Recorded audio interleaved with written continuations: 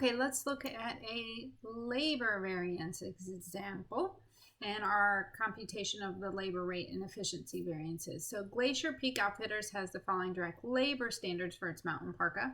1.2 standard hours per parka at $10 per hour. Last month, employees actually worked 2,500 hours at a total labor cost of $26,250 to make 2,000 parkas.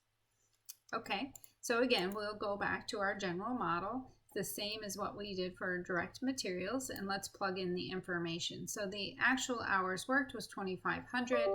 The standard hours would be 2,400 hours. Now they paid, the actual rate was $10.50 per hour, and they should have paid $10. So you can probably see in your head, well, we worked more hours than we were allotted, and our actual rate was higher than we had as our standard. So we know we're going to have some unfavorable variances here.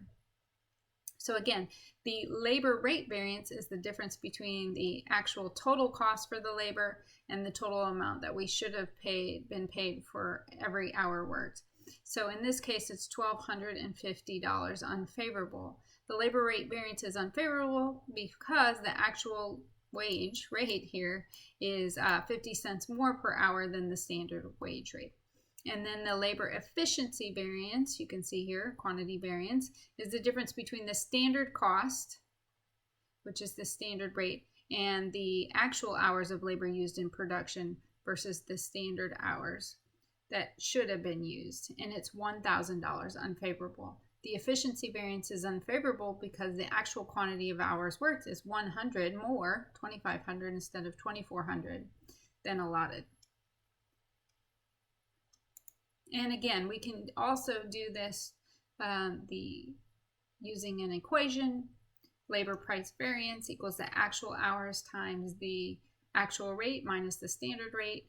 And the labor quantity variance equals the standard rate times the actual hours minus the standard hours.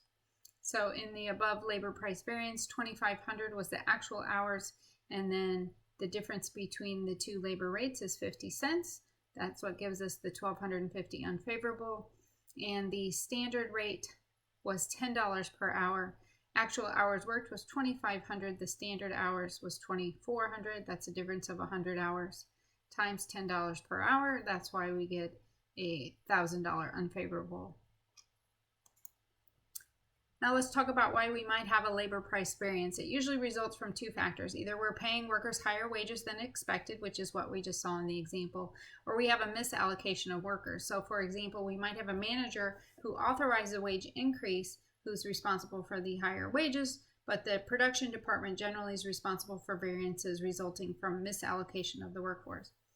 And then the labor quantity variances relates to the efficiency of workers. So this again can be traced back to the production department. Perhaps they do have a bunch of new employees who aren't as efficient as they should be. So again, production managers are usually held accountable for labor variances because they can influence the skill of the tasks assigned to various workers. They're the ones who motivate employees, are responsible for production supervision and making sure that employees are properly trained. And here we just have a quick summary of the direct materials price variance, direct materials quantity variance, direct labor variance, rate variance, and the direct labor efficiency variance, and the various formulas associated with them.